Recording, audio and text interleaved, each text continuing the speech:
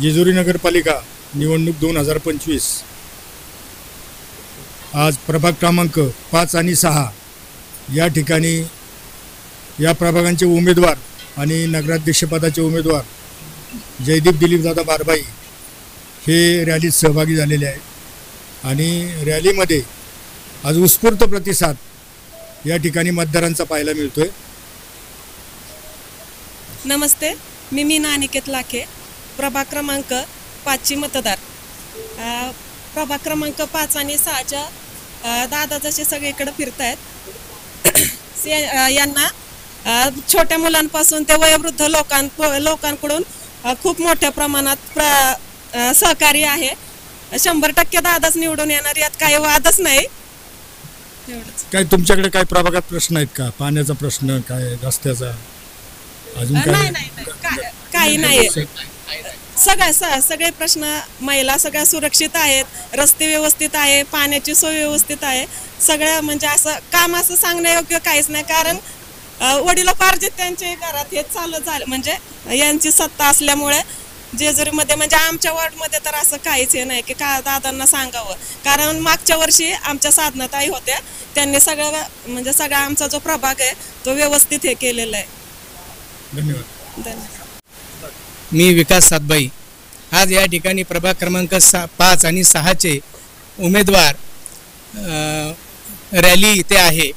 तरी माननीय श्री जयदीप दिलीपदादा बारबाई नगराध्यक्षपदासाठी इथे नगराध्यक्षपदाचे उमेदवार इथे आलेले आहेत आणि आमचे काही प्रश्न आहेत। तर या प्रश्न आम्ही जयदीप दादांना सांगितलेले आहेत आणि ते पूर्ण करण्याची त्यांनी ग्वाही दिलेली आहे आणि आम्ही त्यामुळे सर्वजण आम्ही त्यांच्या पाठीशी खंबीरपणे उभे आहोत। प्रभाग क्रमांक 6 आणि 5 या प्रभागामध्ये आता जी रॅली सुरू आहे त्याच्यामध्ये नगराध्यक्षपदाचे उमेदवार जयदीप बारबाई आपल्याबरोबर आहेत। रॅलीला उत्स्फूर्त प्रतिसाद मिळत आहे। नागरिकांनी त्यांचं औक्षण करून स्वागत केलेलं आहे, घराघरामध्ये त्यांचं स्वागत होतंय। त्यांच्या मनात काही प्रश्न असतील तर त्यांनी बोला। या ठिकाणी आम्ही फिरतोय, म्हणजे 3 दिवस झाले आम्ही सर्वच भागातून प्रचार दौऱ्याच्या निमित्ताने जातोय आणि एकदा काय आले, निवडणूक आयोगाने जो टाईम दिलेला आहे, जी वेळ दिलेली आहे ती साधारणतः 21 तारखे म्हणजे आज हा शेवटचा दिवस होता। मतदारांचे फॉर्म होते उमेदवारांचे, ती माघारीचा शेवटचा दिवस होता। दुपार 3 वाजल्यानंतर प्रचाराला सुरुवात झालेली आहे। 2 व्हीलरवरती जाऊन सुद्धा लोकांना काही भेटत आहोत आणि ज्या ठिकाणी रॅली चालू आहेत, कारण त्याचं कारण असं आहे की सर्वच रॅली आमच्या भागामधल्या एकदम सुपर डुपर आहेत। म्हणजे कुठं जरी गेलं तरी त्या ठिकाणी उमेदवाराचं चिन्ह हे अगोदरच पोचलेलं आहे। आम्ही गेलो की आम्हाला पहिलं घड्याळच दाखवतात आणि सांगतात की तुम्ही आता येऊ नका, मागचा त्रास खूप झालेला आहे, आता आम्ही व्यवस्थित कार्यक्रम करून दाखवतो।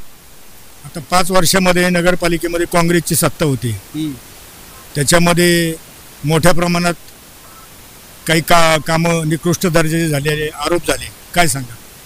हे पहा, जेजुरी नगरपालिकेचा विरोधी पक्ष नेता म्हणून त्या ठिकाणी मी 5 वर्ष काम पाहत होतो आणि वेळोवेळी या ठिकाणी मी त्यावेळेस देखील विरोधी पक्ष नेता म्हणून माझी भूमिका ही कडक पद्धतीने मांडली। परंतु जेजुरी नागरिकांचे समस्या, अडचणी याच्याकडं त्या ठिकाणच्या बसलेल्या सत्ताधाऱ्यांना पाहायला वेळच नव्हता। कारण त्यांचं सगळं लक्ष कशामध्ये लागलं होतं हे तुम्हाला माहिती आहे। त्यांचं सगळं लक्ष लागलं होतं रस्ते, गटार आणि पाणी, मूलभूत सुविधा ह्या तिथं 3.5 वर्ष जेजुरीमध्ये कुठलंच सरकार नव्हतं, नगरसेवक कोणीच नव्हता, तरी चालली ना जेजुरी, निधी आला ना, असं कुठलं ठोस काम यांनी केलेलं आहे। आता एकच दाखवण्यासारखं काम केलं ती नाट्यगृह। मला इथे सगळ्यांना विचारायचं आहे, आम्ही जातोय सर्वांकडे, नाट्यगृहामध्ये किती लोक नाटक बघायला येतात जेजुरीचे? माहितीच्या अधिकाराखाली तुम्ही जर बघितलं तर एका महिन्यामध्ये किती लोकांनी नाट्यगृह वापरलेलं आहे? जर ते नाट्यगृह जर तोडलं नसतं तर त्या ठिकाणी या जेजुरीतल्या गोरगरीब लोक 5,000 7,000 मध्ये लग्न करायचे, हळदी कुंकूचे कार्यक्रम व्हायचे, का नाही बरं आता होत? तुम्हाला विकास करायचा होता ना, तो गोरगरिबांच्या घरावरती नांगर फिरून होता विकास करायला पाहिजे। तुमचं नाव तुम्हाला मोठं करायचं होतं ना, तर तुम्ही वेगळ्या कामात दाखवायला पाहिजे होतं। मग पाण्याची योजना होती, या ठिकाणी मोठ्या योजना का बरं तुम्ही भुयारी गटर योजना केली नाही? तुमचं असं म्हणणं आहे का की नाट्यगृहाची ती जी जागा निवडली ती चुकीची आहे? जागा ही चुकीचीच आहे, कारण पहिलं जे गोरगरिबांना तुम्ही त्या ठिकाणी विचारा, कार्यालय जे आहे ते कार्यालय तोडायची काय गरज नव्हती, कारण या ठिकाणचे 4-5 मध्ये त्या ठिकाणी आम्ही विरोध केला. त्यावेळेस बीजेपीचे बरेचसे जण माझ्यावर त्याचे व्हिडिओ पण आहेत आणि काही माझ्याकडे त्याचे पुरावे पण देखील आहेत. जेजुरीतल्या नागरिकांनी नाट्यगृहासाठी यांनी काय सांगितलं, कलावंताची नगरी आहे. मग कलावंताची नगरी आहे, दुसरी जागा बघायची. पहिली ती सांस्कृतिक भवन नावाची वास्तू ही लाखे साहेब नव्हती पाडायला पाहिजे. ही या ठिकाणची ठोस भावना जनतेची आहे. आता मताच्या रूपात जनता दाखवेल काय करायचं आणि काय नाही ते.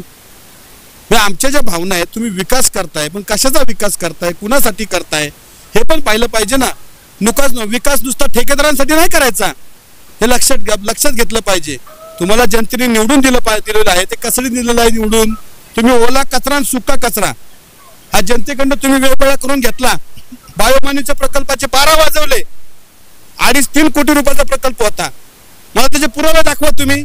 माहितीच्या अधिकाऱ्याकडे तुम्ही दाखवा RTI कडून की तो प्रकल्प जेजुरीत झाला का. लाखो टन कचरा रॉकेल टाकून पेटवण्यात आलेला आहे. तो कचरा बायोमायनिंग म्हणजे ओला कचरा वेगळा, सुका कचरा वेगळा. ओल्या कचऱ्यातून गांडूळ खत, सुक्या कचऱ्यातून फर्निचर वगैरे मटेरियल बनवायचं होतं. 1 किलो तरी गांडूळ खत जेजुरीमध्ये वितरण नागरिकांना बनवलं गेलं का. आणि तिथं जे मल्हार विला आहे ते ठिकाण जे आहे ते धूर पेटून दिल्यामुळं श्वसनाचे त्रास सुरू झाले लोकांना. तिथं आम्ही नरक यातना बघतोय. येस सर, कारण तुम्ही तिथं स्वतः राहताय, तुम्ही माझा इंटरव्ह्यू घेताय, पण त्या ठिकाणी तुम्ही नरक यातना बघताय. मग अशा नरक यातना बघून देणाऱ्या सरकारला जेजुरीतल्या आमची जनता निवडून देणार नाही. जेजुरीतला ही निश्चितपणे हद्दपार जेजुरीची आमच्या करेल याची आम्हाला गॅरंटी आहे. कारण आमच्या बरोबर आज जेजुरीतले युवक नेते आमचे गणेश शेठ निकोडे पाटील, रोहिदास भाऊ कुंभार यांनी हो पॅनल जो केलेला आहे, अजितदादांची आम्हाला या ठिकाणी साथ आहे.